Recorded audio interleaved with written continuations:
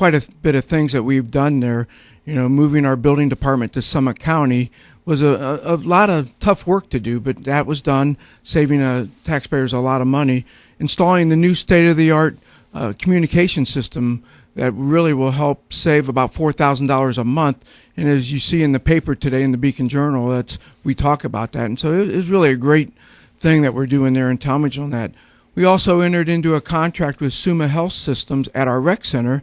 They are actually renting space inside there to provide physical therapy for their clients, and so that helps our bottom line dollar. So with all the collaboration we've done and continuing with the Stowe Dispatch Center and also RETA, the Regional Income Tax, we're saving about $850,000 a year. I mean, that's the good news. The bad news, the state's cutting us about $600,000 over for 2012, and that will increase in 2013. But we're prepared for it. We've been doing a lot. Working agreements, and I was telling you this off mic before we got this part of the show going, is I thought that Tallmadge has really been a leader in this, and you've kind of taken care of that the last year and a half serving as mayor. But I think the city, you realize that to get things done, working together is going to cut costs, but the important thing is to keep the service, and that's in mind. And I wanted you to go down that road, Dave. Yeah, absolutely. If you don't mind, is not only you're saving dollars, but you haven't sacrificed the services. Yeah, this is a great story, and most of our residents don't really understand that how much cut and how much collaboration we've done, because the services have not been jeopardized at all. We're still out there sucking leaves today. Snow plows will be done properly. The EMS squad times, they are right on track with the time response times, and the police department's doing a phenomenal job, as you just heard on your newscast, that drug bust that was done out on Southeast Avenue. So, services are doing excellent, and we're trying to maintain that. And if it wasn't for the collaboration, then we'd be looking at employee cuts and have to really figure out other ways to do it. And we're able to do all of this without going back to the taxpayers for anything, in spite of what's going on down in Columbus. That's what I was going to say. Talk to me about the financial setting right now, Tallmadge. Financial setting, we are so fortunate in Tallmadge.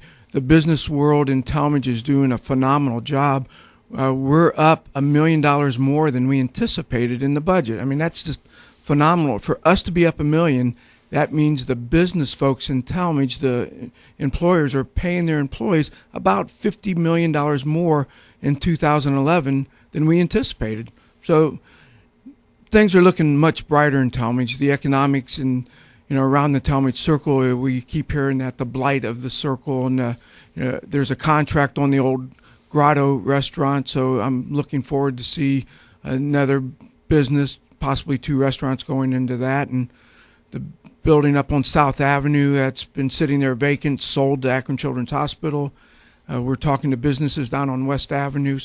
Well, our administration is extremely busy on trying to promote economic development. Yeah, and talk a little bit more about economic development, because I know this was something that was at the top of the list the last 5-6 years, is getting more development, commercial development inside the city. And I think Tallmadge has done a wonderful job of bringing that in. And talk about what you're doing at the desk day in, day out. Really, the businesses and the commercial entities, they're not doing as well as we would like to see it. So what we've done, we've been very proactive, my administration, on changing the laws and the rules for Tallmadge, looking at updating the codes. Our design control district, we're updating that to make it easier for businesses to work and to move into those districts. So we've been very proactive on looking what we have, what can we offer. We changed the rules on income tax abatement. If a new business comes in or existing business increases income tax and employees, then we can rebate up to 3 years on their, give them back 50% of their income.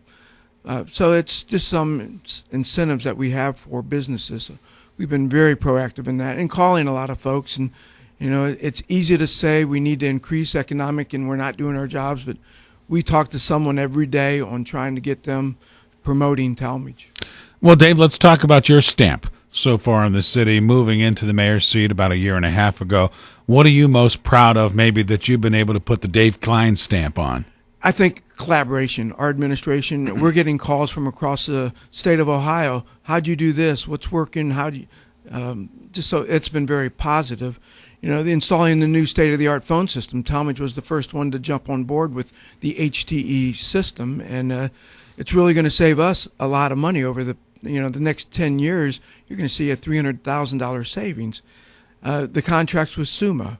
We're looking the old middle school beside us. We have a meeting this week with a health system to talk about that site. So really promoting Tallmadge and economics has really been a great for us and my administration. Dave Kline is with us. He's the incumbent candidate for mayor in the city of Tallmadge. Dave, let's talk to the residents of Tallmadge. Still might not know a whole lot about Dave Kline. Talk about your resume. Well, my resume, I've a lifelong resident in Tallmadge, 54 years old. Been there. I've started with the Tallmadge Fire Department back right out of high school, paramedic, fireman, so I understand the fire services. From there, I was elected to city council in 1990, went to 2000, represented the 3rd Ward, council at large, council president. Actually was the last president of council ever elected in Tallmadge because the charter changed that position, so have that on my little resume. And then Mayor Grimm at that time appointed me as service director back in 2000. So I was service director from 2000 to becoming appointed to fill the unexpired term of Chris Grimm's. And then I was up for re-election last year and won that election. Now I'm up again, so back to back.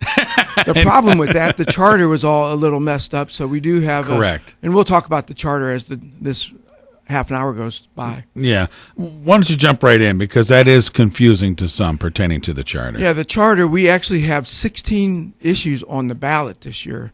And if you're not familiar with it, if the residents have not seen that yellow card that was mailed to their house, issue 46 through 61 are all charter amendments. And a lot of them are just cleaning up the charter, but the one that I'm really happy with is how to replace a mayor in his absence. Not that I plan on going anywhere, but I do hope to fulfill the term. But if the mayor is absent, then how to replace him, and so that cleans up that, so you don't have to go to back-to-back elections.